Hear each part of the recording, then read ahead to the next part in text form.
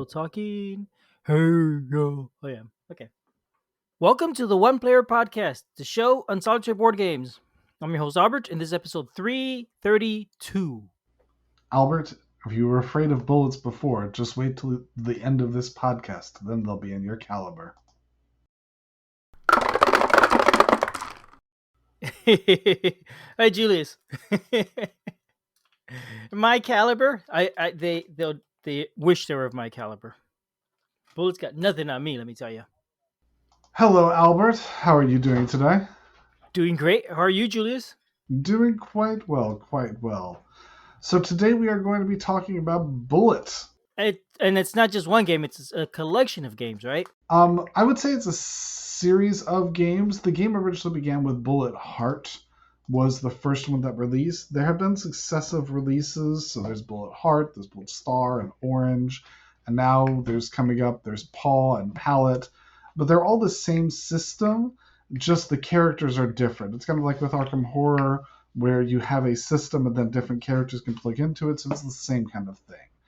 The way Bullet works, it's designed to re-implement a sort of board game version of a bullet hell game, a shoot-'em-up game, where there's a whole bunch of bullets coming at you and you sort of have to respond to them by ducking out of the way or shooting the back, whatever the specific video game feel is that you're looking for.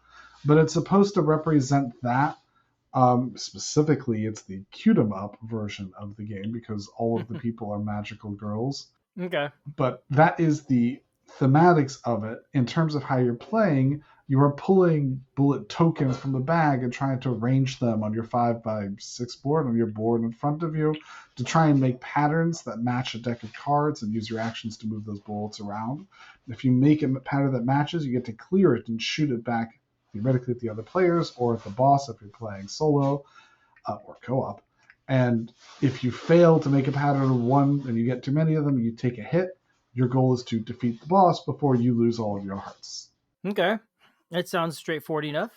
It pretty much is. Okay. So wow. So that's going to be, it sounds like it's going to be a really short podcast if that's it. We're done. I don't know about that, but that was just at the very least the quick oversight. Perhaps we should go into things with a little bit less speed. Okay. Sounds now, good. The game, just as an introduction topic point, the game has in its rules that you're supposed to play it with a timer. There's a timer that's going on. There's a number of different thematic timers that they've released to YouTube to add music into them. When I'm playing the game, I often will just ignore strictly the timer. I'll usually play within it, but the timer is just to sort of keep the game moving and not have people sitting thinking and agonizing over it. But for most of the people I play with, they get too frustrated with having a timer counting away at their time, so they don't like playing with it. So I've sort of adopted that. Okay, so this game, you said it's based on a bullet. It's a bullet hell game, which I'd never heard the term before, and so I just Googled it while you were talking. It's basically a shoot 'em up kind of game where you get overwhelming number of enemies and you're just going crazy shooting everything. Yeah, there's lots of bullets coming in at you, and your job is to dodge out of the way and respond. Do you know of any of these games specifically offhand? Into the Gungeon. Okay, I'll have to look it up. So I guess the timer is there to simulate the overwhelming feeling of the game. I assume that it's supposed to add sort of that stress and tension to it, but I feel like the game is a little bit more accessible when you just simply say, let's play with the spirit of the timer and not the strict timer itself. The spirit of the timer. Is there a timer in the room? It helps. To me, it helps. It helps make everyone feel more at ease with the game. So that's how we do it. Gotcha. Okay. Well, that sounds good. Good, because I'm not a big fan of timer games, as you know. So that sounds better for me. And I think that was the main reason why it is that I was mentioning it to you. Yeah. So I thought this was based on a specific video game. I didn't realize it was just a genre, or not just a, but it was a genre that was simulating. I had no idea. No, it is a genre that's simulated. They made their own characters and things about it, with the exception of Bullet Orange. Oh, okay. Why is that? Well, Bullet Orange is essentially a cameo set of characters from other fiction. Okay. And Bullet so we should mention there's two base games, and Bullet Orange is an expansion, right? There's Bullet Heart and Bullet Star. Those are the base games. Bullet Orange is an expansion. And when we say Star and Heart and Orange, we're not writing out the word Star or Heart or Orange. it's a star symbol or a heart symbol, like an emoji, or a little round orange. Which, if you search for it by the name star with it written out, you'll still find it. You will find it, but yeah, but don't look on the shelves looking for the word star because you won't find it. Which is it's cool and annoying in a way, I think. But I'm glad it is at least searchable. I don't think it's annoying as long as it's really easy to find. If it would be hard to find, it would be an issue. But the fact that you can literally type bullet star, bullet heart, and it takes you right to the right place, it's not a problem. So if you were to follow these on your shelf alphabetically, would you put the star after S, or or would you organize the symbols differently? Like the star go after heart or I before heart? I would put the star after heart if I were Okay. organizing my shelves alphabetically, but I don't organize my shelves alphabetically. What are you, a monster? No, I don't do them alphabetically either. We The, organize games by the similar shape, of by course. shape, yes, and sometimes theme, but mostly Yes, by Billy, shape. what's up? I can't hear you. We're missing a Pokemon sword. I don't know where it is. Is it still by Uncle Yitzy, or did you lose it? What do you mean still by Uncle Yitzy? No, you got another copy of it. You should be missing it. It's not in here. Do we have a copy of it? Yes, Okay. I've played it before. I'm not able to handle it right now. I don't know where it is.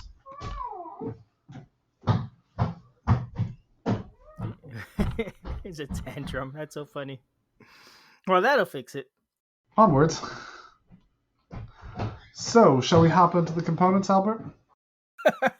Yeah, let's do that. What and are the components the same for each of the base games, I guess, basically. So the components are the same for each of the base games.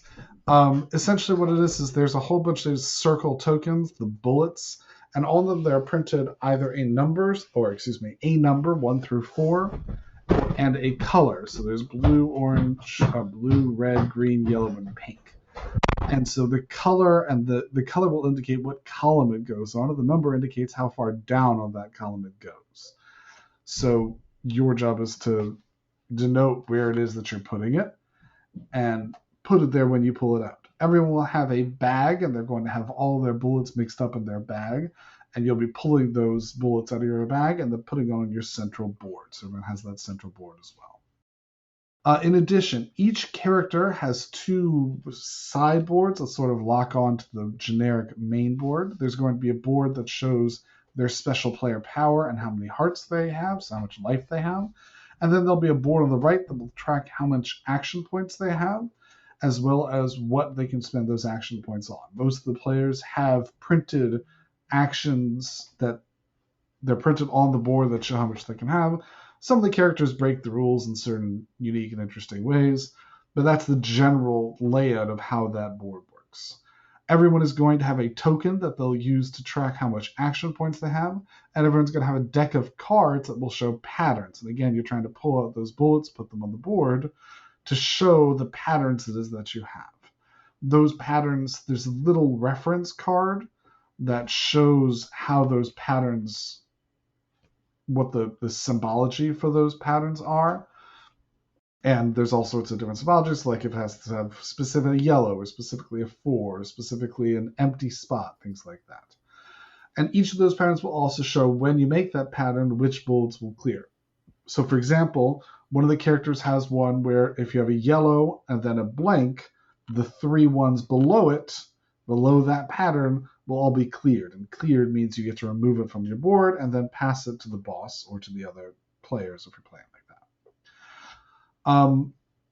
When you're playing against a boss altogether, there's these extra actions. There's some tiles that you can put on your action board that show extra tiles you have for being cooperative. When you're playing competitive, there's some power-up tiles that theoretically you're racing to try and grab to also level up your main board. The bosses will have shield markers that will show their health, because essentially you'll be trying to throw bullets at them. If you get enough, you break one of their shields. If you remove all their shields, then you win the game. There's one giant bag that holds all the tokens that aren't in use, because over the course of the game, you're going to be grabbing more and more and more out of those. And that's all the components that there are. Okay. Oh, there's also an intensity track, which shows when you're playing not against the boss. I keep forgetting about the non-boss versions of stuff. When you're playing against the non-boss, the game gets more intense because every round you're going to be pulling more and more tokens out of the middle of the bag, so there's going to be more tokens flying around. And so when you say there's a non-boss version, that's where you're fighting against each other, or PvP sort of thing. Yeah, when you're playing PvP, when you're playing, it's the basic way of playing, where you pull out tokens and then you clear them and send them to the other players, and theoretically that causes them to have more bullets coming at them that they then have to clear. That makes them more likely to have too many tokens than they can clear and get hit. And when they get hit, they go down, and then if you're the last person standing, you win. The more common way that I play is against one of the bosses, when every character can be flipped over, and then they have a special set of cards that go with their boss version. So you flip over their two sideboards, and it enhances what it is that you play against them, and then you have to beat them up and clear their shields to be able to win the game in a cooperative or a solo version. Gotcha. Okay. And there's other ways to play, right? There's also some sort of solo beat your own score thing. There is a solo beat your own score mode. It's it, it's the score attack. It's essentially you're playing just to keep going and not die. There's no competition against other players. It's you just don't do the boss battle one. You just play to see what round you get to. It plays exactly like the basic one. I don't like it, so I wasn't even mentioning it. Okay. Enough said then. Sorry I brought it up. I had nearly forgotten about it because it's not exciting. It's not exciting that when you don't have that boss. If I'm playing solo, I want to play with the boss. Frankly, if I'm playing multiplayer, I generally want to play that, with the that boss. that makes sense. Yeah. That sounds more interesting anyway. Yeah, much. And that other mode, is it a campaign sort of thing then, where you play multiple games in a row or something like that? Or No, there's no campaign mode. You just play a game and see how you do against the boss. okay. Okie doke. It seems like the art for each character is different. It's completely different art style in some cases. Um, I don't think it's intended to be a completely different art style. Okay, then maybe it's just one or two. So I'm trying to look at the pictures on BGG, and there's not a ton of great pictures to browse through all the games. And like one picture I saw had a character that looked very different. And this is in Bullet Star. So okay, so they're more or less the same style. Just sometimes they may be different So if they're more or less the same style. They all generally have the same style. One of the things that, especially if you're doing a search for it, that may cause some confusion is that during the most recent Kickstarter, instead of using money to advertise, they used a bunch of money to buy art of various different styles and just went with that instead. It's not part of the game. It's just they wanted to do that instead of advertising. So it came with a whole bunch of different interesting pieces of art, but it's not part of the game. It's just all around. Gotcha. Okay, and when you say they, it is Level 99 games. Level 99 Games and designed by Joshua Van Lennenham. So, with regard to my thoughts about the components, it's a bunch of cardboard in a bag. I find that the components would get beat up a whole lot, especially because it's sort of frantic. So the tokens are fine, but they're cardboard in a bag, and there's a lot of mixing around that happens. So the tokens get beat up a whole bunch. I did upgrade mine with their deluxe tokens. You can use their deluxe tokens where instead of being cardboard, it's wood printed discs. And I find that a lot nicer to use, a lot more enjoyable to use. So I recommend the deluxe ones. It's not a requirement though. Yeah, it sounds bad. And when you say the game beat up a lot, is that even when you're playing without the timer? Because there's a lot of shaking that just happens with a whole bunch of cardboard in the Uh, bag. okay. Yeah, even Gotcha. without a Okay. timer, the timer is just indicative of how fast you have to do it. But just because you have a whole bunch of tokens that you're constantly throwing at each other, it tends that the tokens get some way of doing that. Gotcha. Okay. And you said all the characters are heroines. They're all female characters. Is that true They for are. the villains also? All the Are they villains male are just villains? a all the villains are I'm going to use this term, evil, but really opposing version of themselves. The backstory for Ah. some of them, you are playing as an evil person. Like one of the characters is a photographer who has a demon stuck in her camera, and she's stealing souls by taking pictures of people.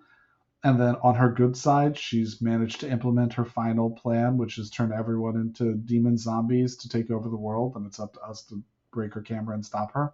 That's funny. So, Okay. yeah, you're not necessarily always playing good guys. Gotcha. Okay. That's interesting. So you're not. So the box calls them heroines, but I guess it's not necessarily the case. Everyone is a heroine of their own story, maybe? I guess so. There we go. Yeah, I'm not quite sure why they're necessarily called heroines, other than it's the name of it. But like one of them is an assassin who's trying to kill everyone with her long range rifle.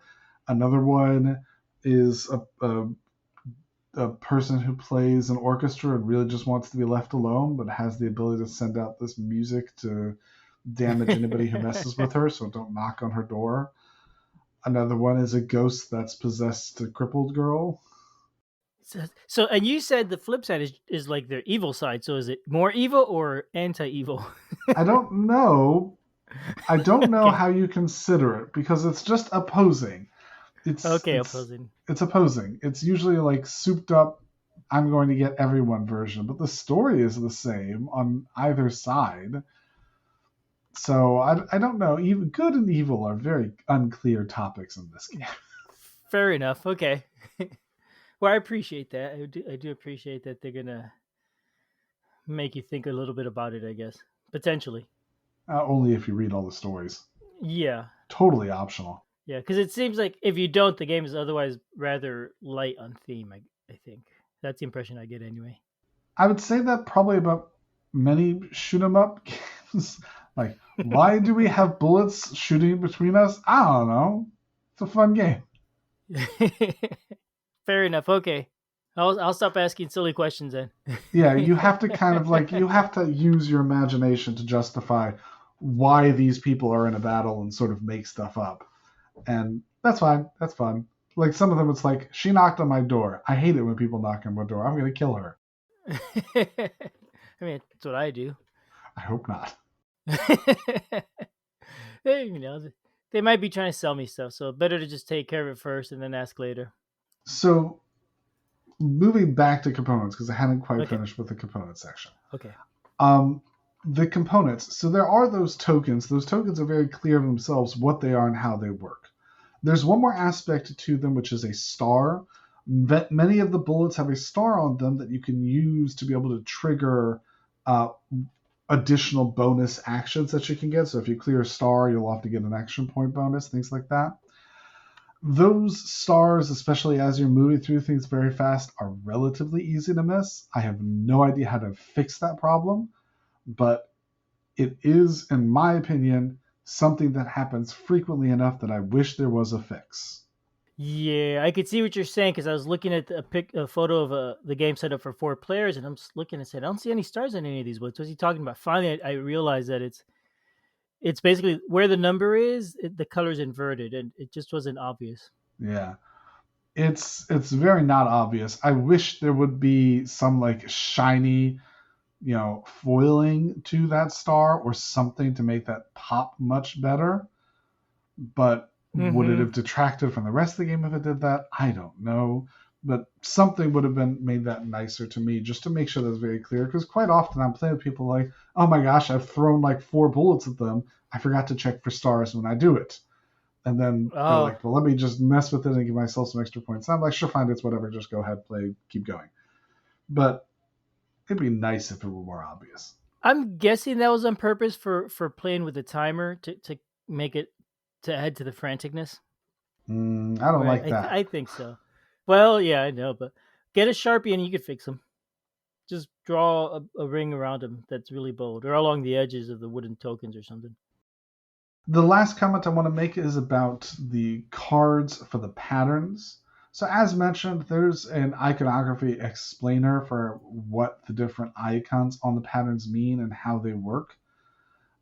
It is very common, and this might be an issue with the rules, it is very common that it takes a number of visual explanations to explain how those patterns work and what those things mean, and sort of to decrypt them for players. They're not immediately intuitively obvious. Once you understand how to decrypt them, you can do it very fast. especially because for your character, there's only 10, and they're generally all in a theme. So once you've figured out how that theme is working, you're able to sort of work through all of them. But it requires explanation and decrypting. Again, I don't know if there's anything that can be done about that. It's just sort of the overhead that is required to be able to play the game. So walk into that with eyes open. Gotcha. Yeah, which would be really hard if you're playing with the timers. The first game, Yeah, that's one of the reasons why I recommend not doing it. I could see that. Okay. Second, third game, it's probably a lot easier, For especially if sure. you play the same character. Yeah. Okay. For sure. And the bag is also really small. You're drawing stuff out of the bag. You said is. Do you find that a pain or?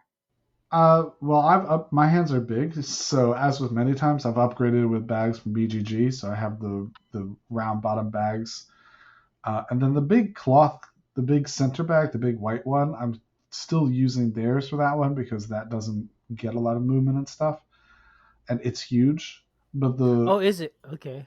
but the black bags that every individual player uses, I've upgraded those with some bags from BGG. Ah, okay. It actually looks the white bag looks small in the picture I'm looking at. That's interesting. No, the white bag is huge. Oh, yeah. The picture I'm looking at is the same size as the black bags. No, it's not. It's like twice the size of the black bags, maybe even larger. This must have been a promo shot. That's what it looks like, actually. Could be. So let's move on to the rules, eh? Okay, let's do it. So the rules, it's a relatively short rule book. As mentioned, the game isn't too complicated of a game. The game starts off by explaining how to do the basic version of the game. So with no boss, you're just fighting with the other players. It certainly takes me a good minute to figure out how it is that it's playing. Probably, in my opinion, that's because of the method they used for setting it up. Many games, when they're explaining their rules, they're going to explain to you in a in a chronological fashion for what is happening and how it's going on.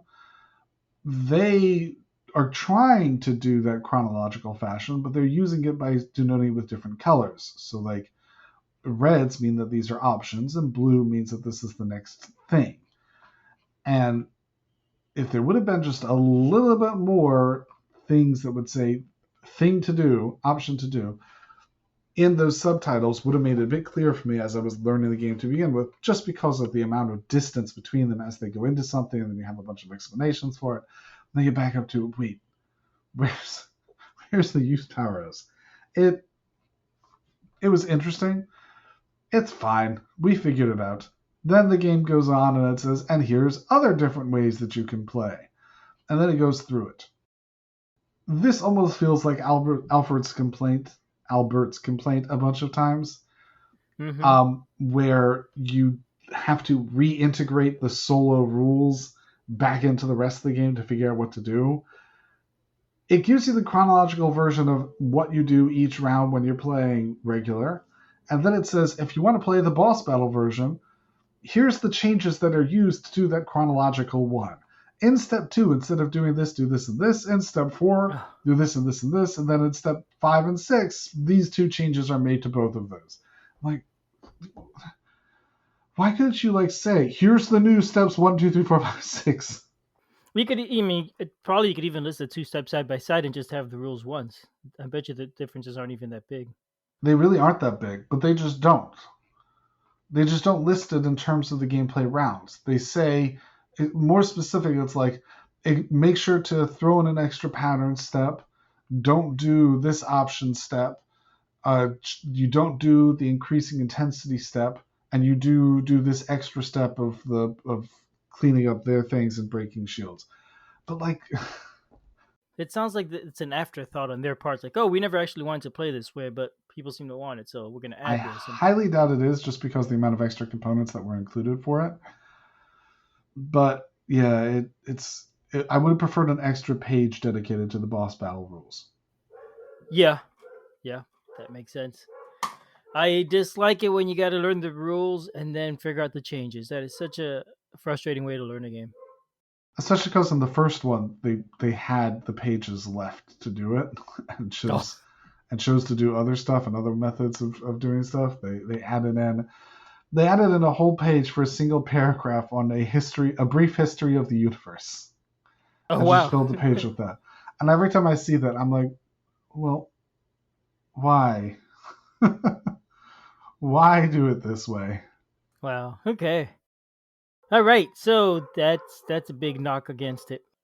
In my opinion, yeah, I'm aware of your issues with it, and I'm echoing it this time. You'll come This around. time.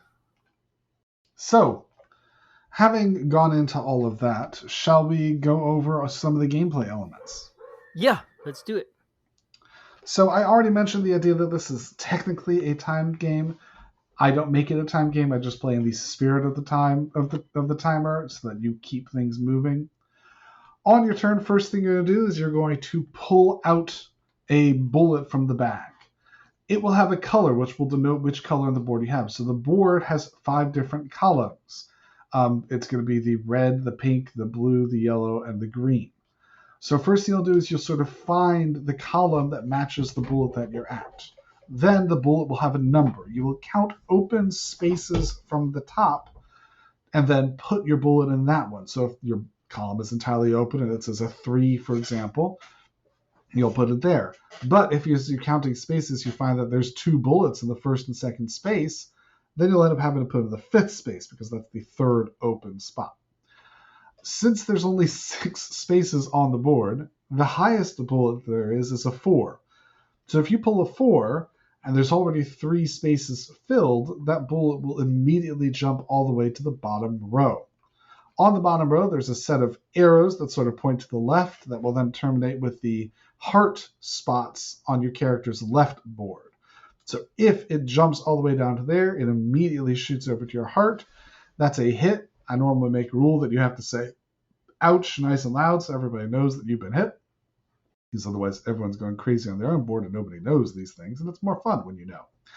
So you make an announcement, say, ouch, and you put that bullet over on your heart space to show you've taken a hit, and so it's out of the game. Otherwise, you'll just put it in there, and you can keep going and pull as many bullets as you want. You will have, and these are the general rules, and again, some characters break these rules, but you will have 3 patterns that are going to be face up, sort of like your hand, just don't hold it in your hand. You'll have 3 patterns that are face up. Most of the characters will have actions that they can use to move bullets around their board. So I mentioned before that you want to have a yellow with a blank spot below it, and then 3, theoretically up to 3 bullets below it, because you want to clear as much as you can with this single pattern usage. So you'll move bullets around using your actions to line up the perfect pattern to clear as much as you want. When you have them all lined up, theoretically, you will stop drawing for a second, show to yourself, because you're not telling anybody else. Nobody else is checking you, but sort of like announce to yourself, hey, I have this pattern complete.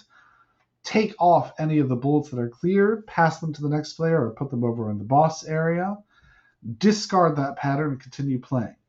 In general, you only have those 3 patterns that you can do, so that's why you want to really maximize the amount that you're clearing with every pattern, because otherwise you'll use up all of your patterns and won't have anything else left to clear, and you'll just end up drowning in a storm of bullets. Some of the characters have extra abilities to clear extra bullets or draw extra cards or other shtick that they can do. So many of them have their own special way that they break the rules, but that's sort of the general overarching ideas. Pull bullets from the bag, place them on your board, move those bullets around, clear them with your pattern, keep going. When the timer ends, if you're playing this way, or just whenever people are like, you're taking too long, just pull them all out, you're done. You pull out all of your tokens from the bag, and then they just get put down, and you can no longer play any more patterns. Usually this is a penalty. We say that if you're the last one going and you still are like, I'm going very slow because I'm considering them all, we're going to be like, no, you're not. You're out of time. Next time, respect the spirit of the timer. You will continue doing that, taking those bullets, placing them on clearing patterns until you're out. And as mentioned, when you're out, you just finish them off. You'll then have an end phase where you essentially clean up, check if anyone's dead. If they're dead, they go out. If theoretically 2 people go out at the same round, as soon as you go out, as soon as you have too many hearts, you stop pulling from the bag, and then the tiebreaker server has the least amount of bullets left in their bag. You'll continue pulling out of the bag, and excuse me, not you'll continue doing that. You'll continue doing those rounds. Everyone at the end of the round will restore their action points, will restore their cards, so redraw back up to a full hand of three, retake up to a new action points limit of 7 for most of the characters, and then you'll continue going on. Every round, some additional tokens will come out of the bag and get stuck in each player's cards. Under boss mode, it's based on whatever the boss mode rules are. Under regular mode, it's just the intensity keeps happening, so it's up with 4, and then 5, and then 6, and then 7. Because bullets are not leaving the system, it's a closed system, that means that there's going to be more bullets flying around as the game gets later and later and more intense. So that's how it'll all go, and everyone will continue along and trying to not lose. Okay. It sounds it didn't sound too complicated. I did get a little bit lost. You said with the bullet track, you draw bullets from the bag and you put them on there, filling from the top down, counting down empty spaces. And when a bullet hits that bottom row with the arrows on it, that's when you're doing damage, or is that when you're taking damage? Yeah, that's when you take a damage, and then it shoots over to the left and then marks as one of the damage. Gotcha. Okay. To the left. I see. Yeah. Yeah. Okay. So it hits your character. So you're taking damage. So you're trying to avoid bullets. That's a little confusing, I guess. So you're not drawing tokens to do damage. You're drawing tokens to avoid taking damage. Is Well, that you're right? drawing tokens to do damage because the way you do damage is you pull tokens from them, and then you pull tokens out of the bag, and then you put it out, and then you can theoretically clear patterns to keep going on to the next person. So it's a running cycle. They're dealing damage. They're trying to deal damage to you by overwhelming you with tokens, but you want to take those tokens in, deal with them, and then send them back along. Ah. Okay. Gotcha. So you're not just drawing tokens and putting them on your board over and over. Yeah. That's where I was Yeah, confused. no, because they're getting when you clear them, you send them on to the next person and try and overwhelm them. Gotcha. Okay. Yeah. That's frantic. A lot of bullets flying everywhere, huh? Yeah, there's a lot of bullets flying everywhere. It is, to me, I really enjoy the game because there is a puzzle aspect for it. There's a lot of thought that goes into where to put those puzzles. How do you want to how to stage things? Can you see how to match your pattern in the most efficient way possible to be able to clear the most amount of tokens of bullets on a turn? That puzzle, that thought that goes into that is very rewarding for me because you can really see when you're doing it, and when you figure out how to finally work it out, you could do that, and you have a limited amount of time to be able to work it out, and I very much enjoy that. But at the same turn, it keeps moving. It's a fast flowing game. There's a lot of excitement. There's a lot of high energy going on here. So it's a very fun game to be able to play through that and enjoy. Gotcha. Okay. I One more confusion I have is I it sounded like you're drawing tokens and you don't have a choice where to put them. They have to go into a specific spot. Correct. In general, that's true. Where is the choice coming from? So the choice is that you have actions that allow you to move around your tokens, Ah, okay. That's and what I missed. you have to use a limited amount of actions in the most efficient way possible to figure out how to match your patterns. And your patterns will often be flexible. Like it may just require a token of any type in a spot, or it may allow you to move yellows. Like there's multiple places where you can move your yellows. So you have to be as efficient as possible with your patterns and with your actions to be able to clear as many bullets as possible. Gotcha. Okay, that does make sense. Um, yeah, I guess I'd missed that action thing. It is overwhelming, even just hearing all the rules. It's like, oh yeah, there's a lot going on, but it isn't too much. The Are you drawing one token at a time or a bunch at a time, and then choosing which order you play them or what? No, you draw a token, put it out. Draw a token, put it out. You can stop drawing when you want to clear patterns, but token, put it out. Token, put it out. And then you're putting out and potentially sending them to your opponent who now has to put them on their board, or When you draw it, first thing that happens is you draw it from the bag, then put it on your board, and then you can pause drawing from your bag for a second to use patterns to send them to your opponent. and then what does your opponent do at that point? They have to pause They'll what they're hold them doing. until next round, and then next round they'll all go into their bags. Their bag will be bigger next round. So your bag gets smaller. You may run out of tokens, and they're still having to do more tokens. Yeah, that's the goal. Is you want to overwhelm them and keep your bag light. Gotcha. Because So since if you're playing in the timer mode, then everybody if you're not playing timer mode, are you taking turns drawing from the bag or No, what? it's all Because just goes. All just so goes. like a slower person would would not feel their board very quickly and not take much damage. It's not a matter of taking it quickly because each round you have to clear your bag. It may Okay, just be that someone's going to take an extra minute to clear their bag, and everyone either has to agree to just let that happen and let someone go a bit slower, but they'll have to clear their bag every round. If you run out of okay, patterns, you just have to draw them and hope you don't die. gotcha. Okay, so it's not really. I thought it was also simultaneous action, but it is, I guess, but it isn't in that you could also just do it sequentially and everybody watch one person take, and it wouldn't make any difference, Correct, right? if you Because you're wanted to not do really that. interacting other Correct. than between rounds when you're saying, "Here, take my all my tokens, thank you." Correct. Okay, yeah, I could see why you wouldn't want to do a time then. It seems like it'd work just fine. The timer just makes you go quickly and stress out. The timer is adds extra stress and adds extra adrenaline, Yeah. but it doesn't add anything else to it. So it is what it is.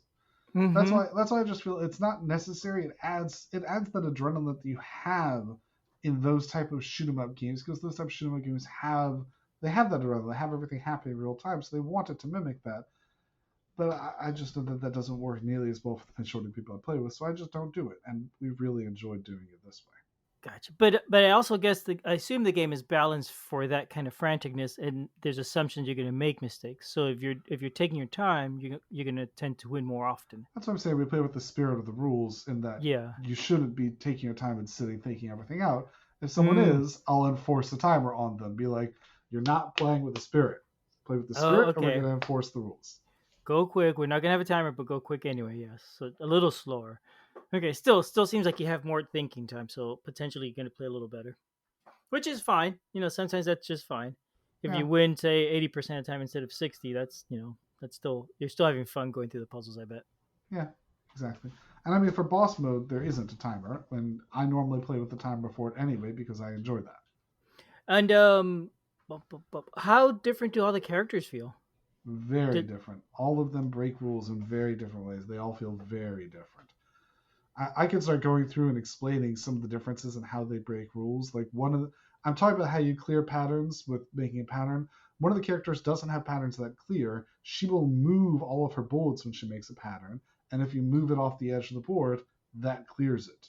Another player, when you clear one, she pulls an extra token, and the number on that token is how many tokens you get to clear. Another person, when she clears, instead of clearing, she puts them face down and changes the color of them, and then that color she's immune to, and she has a shield, so ones that come at her, she moves those on along. They're all very different. Wow. Okay. So as you describe it, I have a hard time imagining how it changes the feel of the character.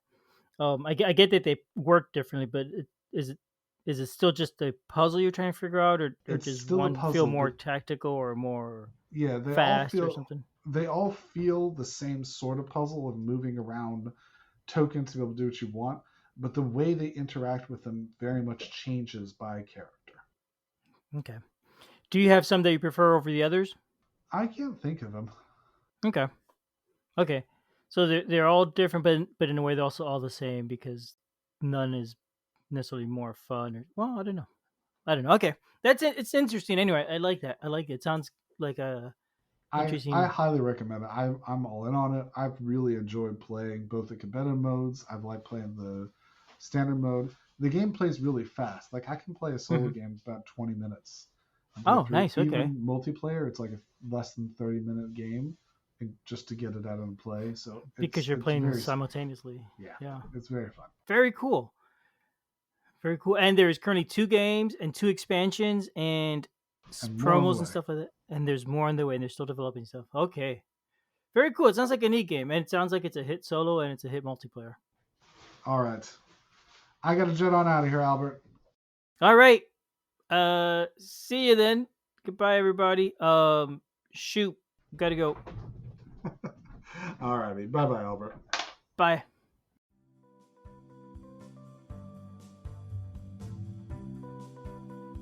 Thanks for listening. We love feedback, so we love hearing from you. You can reach me at Julius at oneplayerpodcast.com or JLBird on BGG, and Albert can be reached at Albert at oneplayerpodcast.com or Fractalud on BGG. Our website is oneplayerpodcast.com with the number 1, and we're also on Twitter at oneplayerpodcast. The intro music is copyright Angus, can be found at jamendo.com. The transition music is copyright by Dan Elduce Pancaldi, whose page is at donpancaldi.com. The One Player Podcast is protected under a Creative Commons share-alike license. Thanks for listening.